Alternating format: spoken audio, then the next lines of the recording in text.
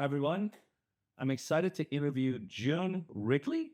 She is a nutritionist in Singapore, and this is an ongoing theme that we have on sort of the health and longevity sector here. June has an interesting story, being a former Wall Street banker, then journalist, and now she's a nutritionist leader in Singapore. So her journey is very interesting, as well as the takeaways from the interview. This interview is being supported by Global Mortgage Group, www.gmg.asia. We're an international real estate financing brokerage. So for those out there who are looking to pull cash out of your home equity in Singapore, US, Australia, and London, we can certainly help. As well as America Mortgages, we're the only US direct lender helping people outside the US obtain a mortgage for their investment properties in the US. June's contact information is below as well. So if you're looking for some information and advice on your nutrition and how it can help you, her information is below. And hope you find this interview interesting and informational. Thank you. Hi, everyone. This is Donald, host of The Real Asia Show, and I'm super excited to have my friend Jieun Wrigley on. She has an interesting story of her life being a banker and then a journalist and now a nutritionist in Singapore. And want to hear her story and what got her from where she was to where she is, what's important to her, and life lessons that she can give all of us on how to live a better life. And so, June, please say hi to everybody. Hi, Donald. Hi, everyone. Thanks for having me on the show. Great. Awesome. Thanks for joining us. So I guess let's get right into it. Tell the audience a little bit about yourself, what you were like as maybe where you're from, what you were like as a kid, and your career trajectory, and then leading you to where you are now and the life situations that affected those decisions. Yeah. I like to call myself an unintentional nutritionist. And I say that because, as you mentioned, I was a banker before and I was a journalist, and I never thought I'd go into nutrition. But what made me pivot actually was when I became a mom and I had my kids, and, they'd get sick like a lot of young kids do. And I took them to the doctors. For one, my son, for instance, like he was constipated for a couple of days, and I thought this doesn't seem right. Took him to the pediatrician, and they told me, it's fine. Just it's not up to 9 days is actually okay. And I just thought that doesn't seem, just didn't sit kind of intuitively with me. But anyways, got through that, realized that the formula he was on was a little bit heavy iron. But really what made me pivot was my daughter, when she was about 1.5, she kind of woke up with basically like it looked like a candle had melted out of her ear and onto the pillow. And I was shocked. So I took her straight away to an ENT. And they said, oh, wow, she's got this, horrible middle ear infection. It's glue ear. There's so much mucus that it kind of bursts through her eardrum. And, sounds very dramatic. But in terms of how to treat her, they basically said, look, we can give you antibiotics. We probably have to do 2 to see what's causing the infection.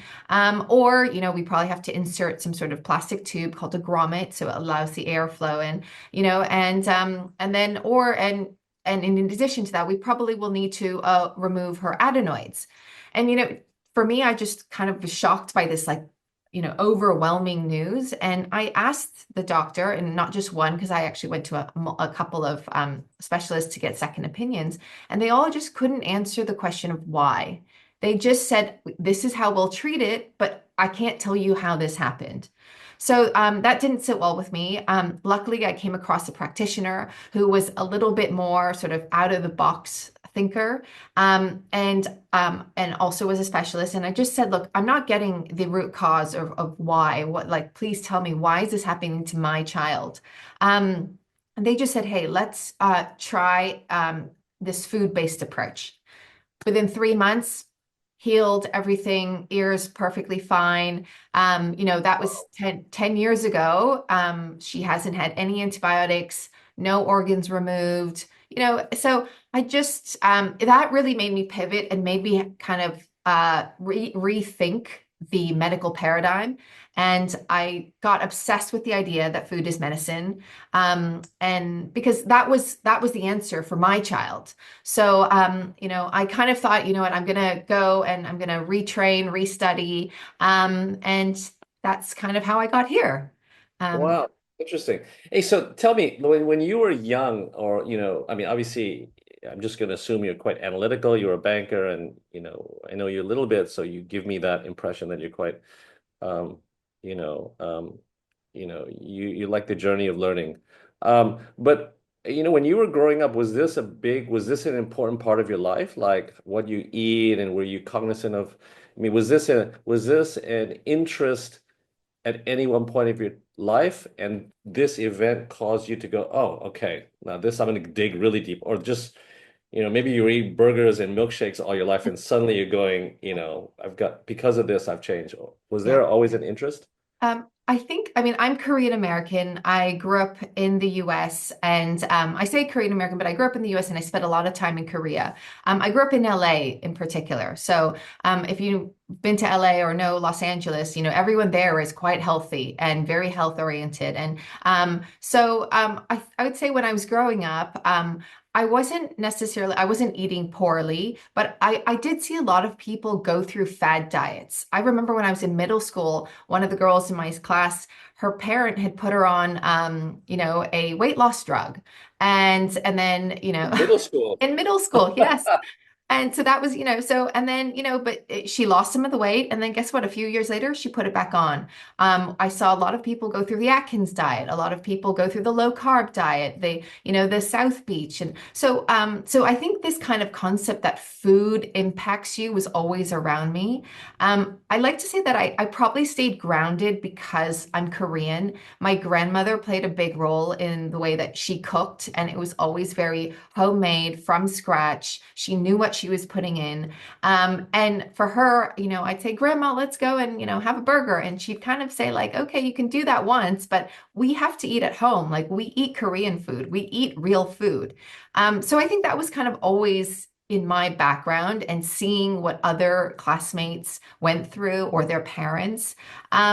So that I think was always there. And then with my daughter, it just kind of, it was that it hit the threshold of, wow, really, I need to know what food can do, and what food is power, and food can also be poison. So I really wanted to get into kind of the biochemistry of that and the physiology and how that all impacts. So yeah, so I guess part of growing up, it probably was around me. Okay. And help me dispel this myth, and I don't know if I'm right or wrong. So one of our current investors, our strategic investors, they're actually Korean banks, and so I was going to Korea a lot, and I never spent that much time. I went for business, and you go with your colleagues, and it's steaks and stuff like that. But I actually was surprised that a traditional Korean diet doesn't have much meat. It has a lot of vegetables. I'll go to really nice Korean restaurants, and I'm thinking barbecue, barbecue, and there's no barbecue. It's actually a heavily vegetarian diet, which completely shocked me. And it's it's a it's a lot healthier diet than most people Yeah. know. Yeah, no, absolutely. I think a lot of people think of Korean food as barbecue and or KFC, Korean fried chicken. These are very popular and very sellable, but at home, most people are eating your banchan, which is a number of small dishes, usually of root vegetables, some rice and some soup. So yes, I think the traditional meals are much more plant-based. Um, but for some reason, the barbecue side of Korean food has taken off. Right. Cool. Okay, let's go back to your daughter. I think that's a really interesting story. Can you share, like, what were the specific food changes, or what was her specifically her new diet to create this type of positive outcome in her health? What did she change to eat? So when she was kind of around that 1.5-year-old mark, she's already onto solid foods, but kind of the advice at the time is, hey, you can still formula feed or can give a little bit of dairy, So her main trigger was dairy. And I was able to test for that. So I not only could see it in her symptoms, if she had and she might be embarrassed if I tell her say this, but if she had a glass of milk, she would have diarrhea. And we had a few times where it was not in opportune timings, right? So it was very quick to hit her system. We removed that and we had the evidence for it. And all of a sudden, none of these symptoms. So I think dairy was a big one, both liquid milk and also soft and hard cheeses. And the more I learned about dairy, it's generally inflammatory for most people. But when they're younger, we have this big kind of cultural, societal message saying you need to drink milk, you need this calcium. But really, what you're getting is you're getting a lot of sort of the IGF-1s, the growth hormones. And a lot of these also activate sort of the mast cells in the system. So she was basically just having a really bad reaction. But yeah, so dairy was one, gluten was another. And nowadays, if you think about gluten and wheat and the products we're eating, number one, we're eating so many more products that are gluten-based than we probably ever have in human history. Number two, the wheat that we're eating is a hybridized wheat. It's not that kind of traditional ancient grain. So, it's gone through a lot of processes. So anyways, gluten was another big one for her. And she had like other random things like pineapple, which some people can be sensitive to, like you eat it and like your lips get itchy. She's just someone who has genetically that kind of the lack of enzyme that doesn't process the pineapple. So yeah, those were a couple of the triggers. Um, Oh, interesting. That's interesting. So I'm just kind of thinking, I'm just extrapolating some of this. So it almost sounds like, this type of knowledge, like, when you get to a certain age and you've worked a little bit and you kind of know what you like to learn and there's more information and you have the income to kind of change a diet or buy grass-fed or, have more organic stuff.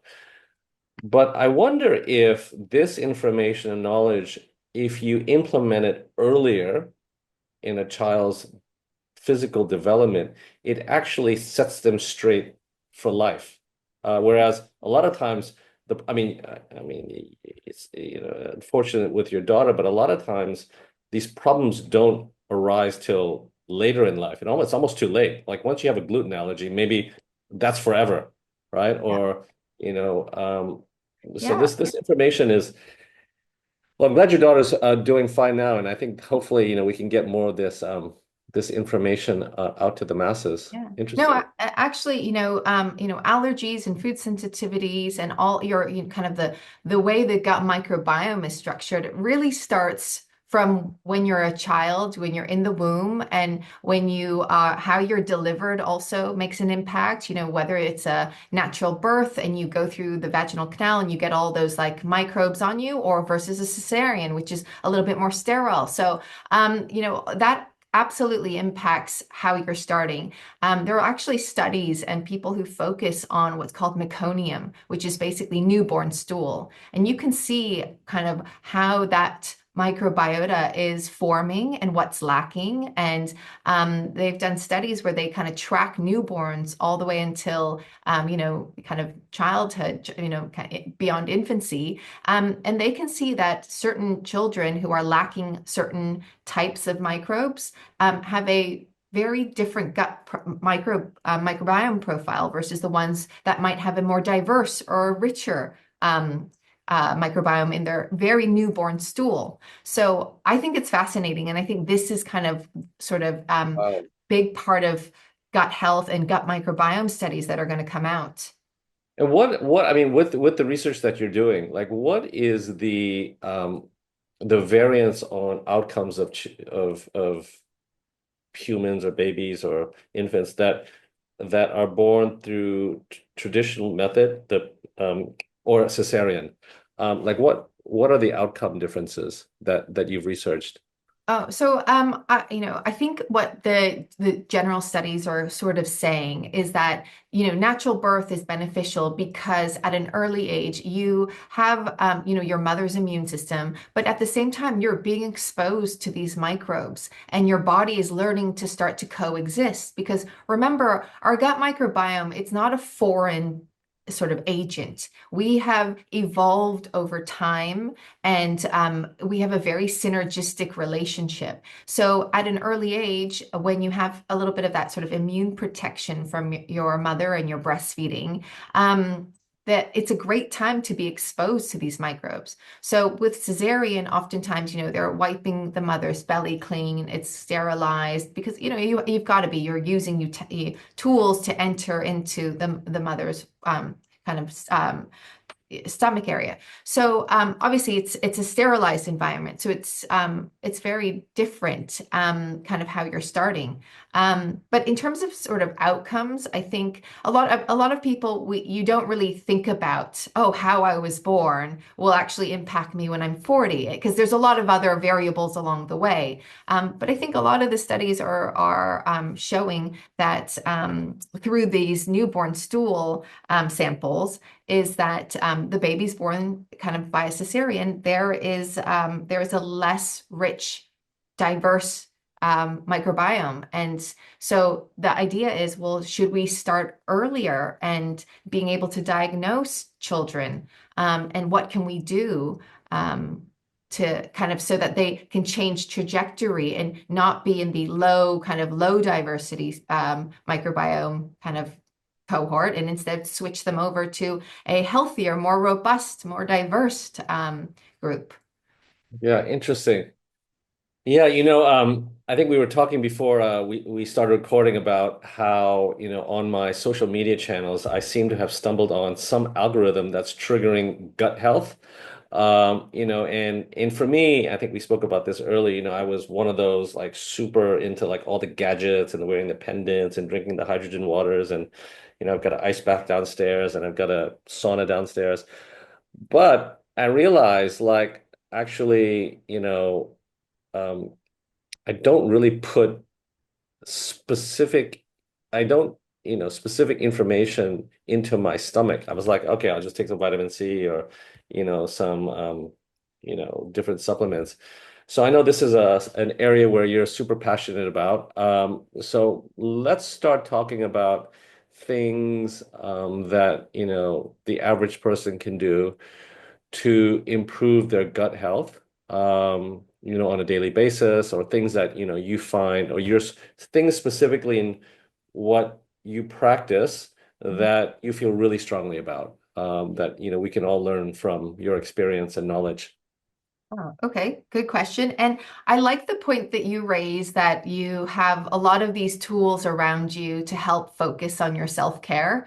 I think it's great. But at the same time, when I see people who have a lot of these tools, I try to remind them it's fine as long as it's not distracting you away from sort of the core principles, because everyone has a certain amount of bandwidth, right? So you've got work and your mental bandwidth for work is this so much, right? And then you've got your family, and then you have other, friendships and whatever. So whatever bandwidth you have for your own self-care, if it's sort of overloaded with so many things I have to do, I've got to do an ice bath, I've got to wear this pendant, I've got to do this and that. Then you're left with very, very, very little bandwidth for the real sort of what you eat and the focus, right? So I would say, let's start with the gut. Let's understand that the gut microbiome is something that we cannot live without. It has so many functions. It helps, digest the food we eat and create, immune products that support our immune system, our neuro health, our endocrine system. So in thinking that we have a partnership, so we have our Donald DNA, but we also have our Donald microbiome DNA. So we want to kind of remember we have these two. So when you think about what can I do on a daily basis to improve health, I would say it's fiber.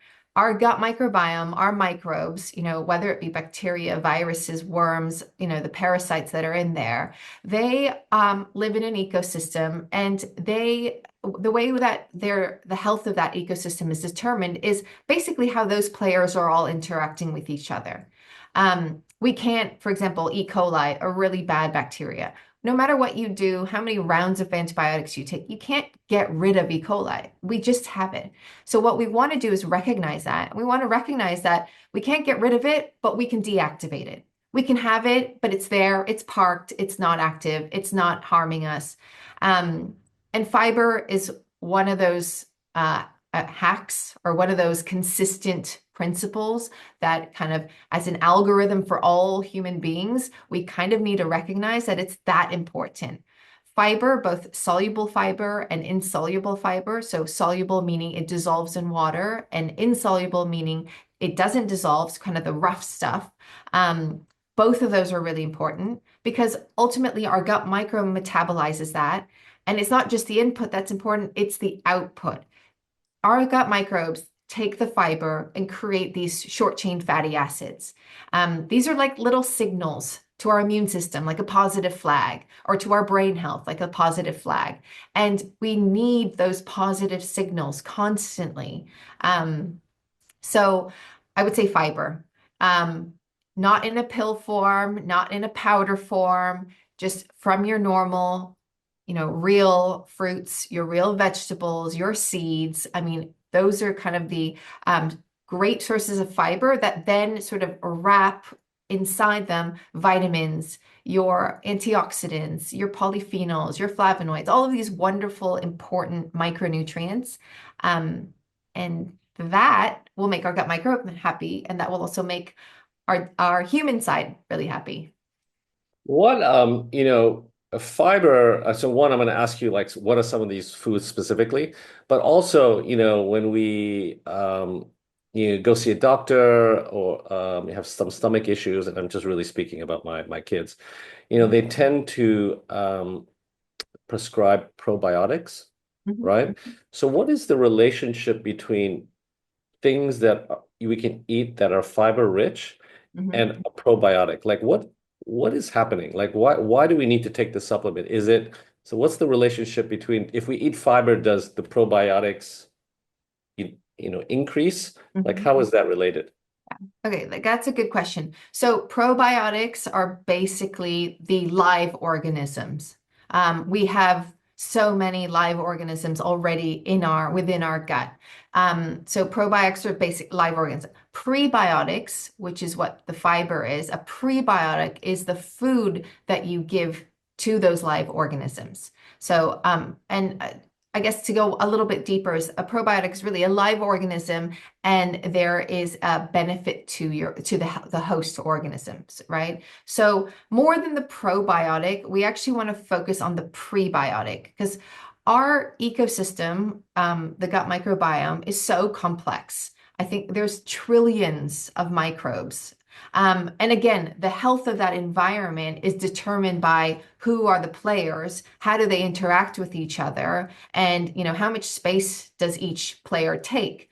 That's something that we can't actually control through probiotics. But if you start to feed yourself, the fiber that we need, the soluble fiber, the insoluble fiber, we have the indigenous microbes that we have. They basically take that and they kind of take space, they grow stronger, and they're able to better regulate the other players in that ecosystem. So I know nowadays they sell like these probiotics with like 20 million, units of whatever. But if you think about it, like even if it's 20 million versus trillions, so it's like I think a trillion is like 100 million of millions. It's still like that probiotic it's a drop in the ocean, right? So what you want to do is you really want to feed the ecosystem and the good players. Also, you have to remember the gut microbiome, it's an anaerobic environment. It means without oxygen. So oftentimes when you're getting these probiotics, they're made in an aerobic environment. So it's not actually exactly the same thing. So what you want, yes, there are aerobic microbes that help support the anaerobic microbes and the anaerobic environment. But we already have so many of these microorganisms that kind of inputting them really doesn't move the needle. But a lot of people take it because it makes them feel like they're being proactive. At least I'm doing something, right? So for me, the kind of the concept of functional nutrition is to go back and understand, okay, well, like sort of in the idea, the concept of the sort of like first principles thinking. Let's go back to the basics, the real foundation. Let's understand the microbiome first of all. Who are the players? How do they operate? What do they need to survive? What do they need to be healthy? So with your son, for example, I would say probiotics may or may not help, but really if the environment that you're putting it into isn't accepting it, then better to work on changing the environment. So Interesting. And I think there is a general, well, at least it's just me, a general misunderstanding of what fiber-rich foods are.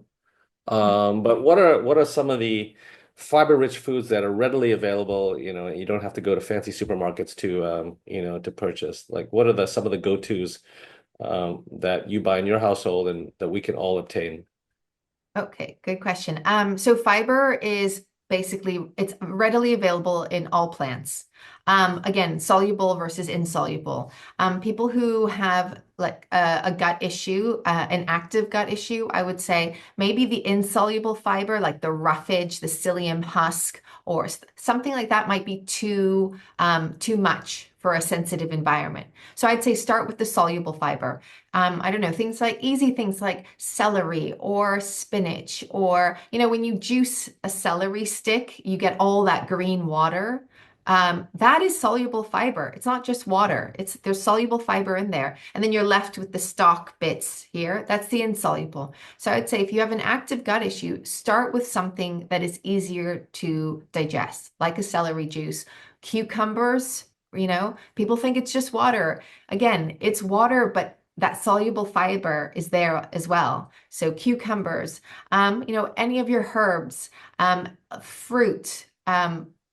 The caveat to fruit is I always prefer people to eat their fruit whole rather than to juice it.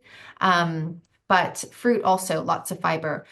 Your seeds. I mean, the seeds, you take a small seed, an apple seed, it grows into an apple tree. You take a small seed, it grows into a big plant. That seed has so many micronutrients, but it's wrapped in a beautiful shell of fiber. So it's protecting all the important things inside. So seeds, another great source of fiber. In the category of sort of beans and legumes, I kind of say people should be a little bit wary if they have an active GI issue. Sometimes the beans and the legumes can cause a little bit of gas and bloating, and then it makes them feel uncomfortable, and they don't want to then continue with the focus on fiber. So I would say go for your vegetables, celery, cucumber, tomatoes, broccoli, cauliflower, like spinach, leafy greens, all of that are really good sources. The beans and legumes, I normally introduce those a little bit later. Interesting. I think there's a word association when you say fiber that there's association with something that has texture, like Mm-hmm. genes, right? Yeah. And that's interesting that, fibers in celery juice, because your word association is it has to be fibrous, Yes. right? Yeah. Yeah. And that's interesting. Um, Super interesting. And like, maybe share with the audience, like, what are you eating in your household? Like, your kids wake up, you go to school, like, what's the thing that like, hey, you have to eat this before you go to school, and like some of the things that you eat, at home. Okay, so I am a huge fan of a green juice or a green smoothie. And I don't want to say juice. Sometimes people are like, oh my gosh, she's supporting everyone to drink juice. And what I mean juice is like the liquid. So a vegetable liquid of vegetables. I'm not saying like an apple juice or an orange juice straight thing in the morning, right? That's not what I'm talking about. I mean like a green vegetable juice that you can blend up or you can strain. But that is a staple in my household, daily basis, once a day, twice a day. Like I'm kind of one of those things that I say you can have this as much as you want. So that's number one. Let's dig into a little more specifics. What kind of vegetable are you drinking? Is it spinach, celery with a squeeze of lime and Himalayan sea salt, at room temperature? Like what kind of It, green you know, juice? it really it's I love celery because you get so much liquid out of it. Yeah. Celery juice is one, but cucumbers, celery, kale, spinach, I'm adding in some ginger, I'm adding in some parsley. I mean, like it can be a mix. And Um, is it a water, like I guess cucumbers have a lot of water, but do you Have a put like lot of water, yeah. So I put so I use a juicer at home. Some people might have a blender and people are like, "Oh, it's so wasteful to lose the insoluble fiber." I'm like, "Okay, if you want to drink it thick, by all means, that's okay." For me, for my kids, they don't like the thickness as much. Because they associate that with a smoothie, and a smoothie should be sweeter. Whereas this green juice, they can kind of just drink it down, and it's easier to the delivery is easier. So I'd say green, that's a staple. Number two, seeds. I am all about the flax seeds, the chia seeds, the pumpkin seeds, the sunflower seeds. and are you Again, putting these in the juice when your kid no, when you I make it like a separate bowl. So I have it like that with some berries, and I'm doing it as a bowl. So like chia, you can make it to a pudding, like that's quite popular now. You pre-soak them; they get a bit jelly-like. That with some blueberries, raspberries, blackberries, which in Singapore, like it's I always tell the kids, I'm like, don't waste the berries. They're so expensive, right? They're jewels. They're like the jewels of like the plant kingdom. So you have to appreciate these. But the seeds are fantastic because it's micronutrients protected in this fibrous source. I mean, things like flax seeds. There's a lot of studies on how flax seeds have antiviral, anti-cancer properties. They've done tests on women with breast cancer, and they give one group flax seeds and another group no flax seeds, or another a placebo. And the flax seeds are really good at binding to those cancer cells. So seeds really powerful. Um, the flaxseed, are you doing the oil, the powder, or like the actual seed? The actual seed. Oh. And I know good question, and I love the nuance. So I'm a fan of the full seed because when you break open the seed, the oil is there, and oils over time will oxidize, right? So we don't want to get any rancid oils. So when you're chewing them or you digesting them, your body then gets those oils, but they won't oxidize. Whereas a ground flaxseed, which you can also buy. I'm more of a fan. People say, oh, it's a bit more bioavailable, but I feel like if you've got working teeth, you can chew them, you can grind them. I'm a fan of kind of the natural delivery. And is your if not like general population, are their systems strong enough to break down the shell of the flaxseed? So sometimes you might see in your stool seeds, right, where that fiber it hasn't been broken down. But sometimes I'm hoping people will chew it and grind it, and so they'll get most of it. But if you feel like you can't tolerate it, then by all means, I'd say buy the flax seeds and then grind them at home. Don't buy the pre-ground ones, but grind them at home in like a coffee grinder, and then use them immediately afterwards. Interesting. Another question. I mean, now I'm getting into my own No, curiosity. that's So, okay. so we do the whole chia seed thing. I wish I would do it more regularly. Do you like I mix it with almond milk, but then I find myself buying the almond milk and the almond milk isn't good. And I'm thinking to myself, well, this is defeating the purpose because it has all this filler stuff. And then I buy the expensive almond milk, but it still is not. So I almost feel like water's the best. Yeah. What are you using? Yep, water's the best. I mean, chia seeds absorb a lot of water. Like I think it's something like 10 times the weight of the chia seed. And if you think about it, you are then ingesting it. And where does that water go? It's going into your intestines. It's hydrating your microbiome there. So I'd say water is the best when you make a chia pudding. But yeah, the milks are very popular. And but yes, I like that you are conscious and you're reading the label on the back of your milk. You're right. If there's fillers or if there's any oils or anything, yeah, we don't want to introduce that. Yeah.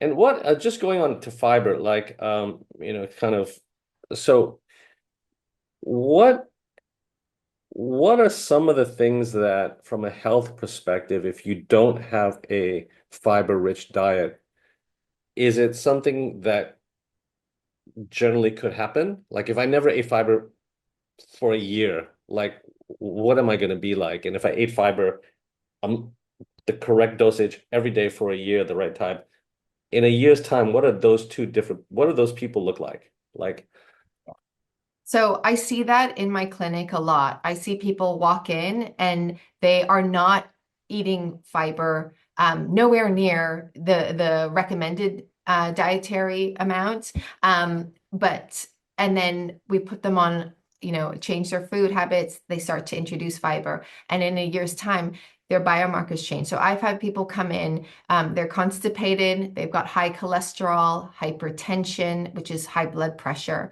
right? Low libido. You switch them over to fiber, a fibrous diet, and more plants. And then in a year, those biomarkers, the cholesterol comes down because we can get deep into the mechanism, but but we might not have enough time for that. But fiber is really good at binding to excess cholesterol and getting it excreted out of the system. So it helps your body regulate your HDL, your LDLs, So in terms of the cholesterol, it's very helpful. When you start removing that plaque and the cholesterol, floating around in the system, guess what? All of a sudden, your blood is a little bit fit, like more, how do you say, the viscosity is a bit more fluid. So guess what? Then the blood pressure starts to change as well, right? So you don't have this like thick, heavy, dense blood. But also, I think, hormones in terms of libido, testosterone, estrogen, progesterone, all of these are cholesterol derivatives. So when you start to kind of reach for the fiber and the fiber then reaches for the cholesterol and there's more regulation, you have these beautiful downstream effects on the sex hormones. So I can see people do an incredible 180 or 360 change by focusing on the fiber. And then when you start to change your cholesterol, your blood pressure, your libido, quality of life improves, your sleep improves, so your gut microbiome is just happier. Your immune system gets more of those positive signals. Your endocrine system as well, and brain health. So when people ask me like, what's the one thing I have to be focused on, or what's the one hack, I would say, focus on the fiber. Interesting. I'm definitely going to re-examine my diet, and I'm really pumped up now. The few things before we kind of end this, I want to let everybody know, you are a nutritionist. I want to tell everybody, where you're practicing. So if they're interested, they can contact you. But, you know, does wine have fiber? And I think you're going to say no, and I'm going to be disappointed. But it's a fruit, so there could be non-soluble fiber. I'd like to say yes, but I'm gonna have to say no, in all honesty. I think before the science behind wine was, there's resveratrol, 1 glass a day is good for heart health. I think I think there's a paper that came out that looked at the funding of those studies, and the funding behind the alcohol studies were actually by companies in the alcohol business. So I think now the science coming out is saying, look, if you want to drink a glass of wine, that is your choice, right? That's the freedom you have. But don't drink under the assumption that it's good for you, because alcohol, no amount of alcohol is actually good for you. It actually, it has to be metabolized in, intracellularly in the mitochondria. It is a burden on the cells and it's a burden on the liver. But again, it's personal choice. Some people also, to be honest, there is an aspect of pleasure, right? You normally are probably having a glass of wine when you are out with your wife on a date night or you're with some friends. So there's kind of that sort of social pleasure factor. So this is where you have to start to weigh up your decisions. But I would say if you're someone who has any issue with liver, cholesterol, hypertension, any of these sort of chronic diseases, then I would say for a time to start, you should really limit or avoid altogether. Okay. Any type of reading, like there's just no upside in drinking. It really is only this short period of social pleasure. And what I will actually notice anecdotally, um, I think more people are just not drinking. Yeah, Or yeah. just saying, yeah, I stopped. No particular reason. I think there is a little bit of a movement here. And I think also, yeah, so there's, certain people in government are bringing more awareness to the crazy stuff that's happening to our food, whether you like the person or not. Just bringing more awareness to the food industry, I think, is super interesting. So, listen, so we've been talking for a little while. I think this was really interesting to me. I'm going to kind of summarize a lot of this stuff and put it into an introduction. But June, maybe you could tell the audience where you're practicing. I'll put all of this stuff into the video descriptions. But if you could tell everybody, like, where your practice is and what you're focused on, and if people are interested, they can come find you. Yeah. Well, you can find me on LinkedIn, definitely, under Jieun Wrigley. My consultancy is called Rapid Nutrition Therapy. So my website is rapidnutritiontherapy.com. If you're in Singapore, I'm also practicing in the Nuffield Clinic. So you can find me there. But, you can find me in person, online. I'm here, I'm a resource, and I'd be happy to help. Amazing. I love the name, by the way, Rapid Nutrition. Mhm. Well, Everybody so wants things fast and rapid. yeah, well, kind of the mindset for me on that is I don't want to be a nutritionist that holds your hand for years and years, sort of like Right. in psychology, you kind of get a psychologist and you develop this relationship with them, right? My idea is that I'm going to come in, I'm helping you pivot, I'm giving you the fundamentals so that you understand how to make conscious choices, and better choices. And I want the pivot. And then, ultimately it's your daily practice. So, yeah, but thanks. I'm glad you like the Amazing. name. Yeah, cool, cool, cool. Well, awesome. Thank you for your time. It was really interesting to me. I'm going to do an overhaul do an audit of my diet and my family's diet. And thanks for bringing awareness to us. And I hope I can generate some interest and make everybody's diet a little bit better going forward. So thank you for your time today. Thanks, Donald. Appreciate it. All right. Have a See you wonderful soon. day. Bye. Bye.